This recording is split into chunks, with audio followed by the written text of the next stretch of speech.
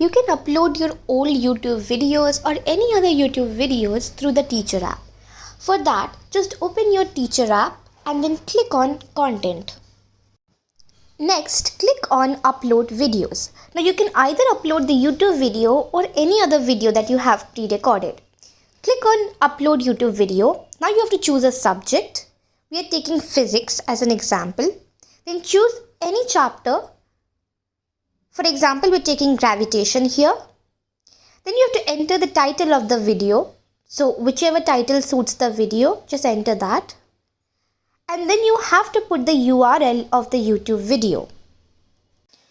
Once you put in the YouTube video link, you have to select the batches.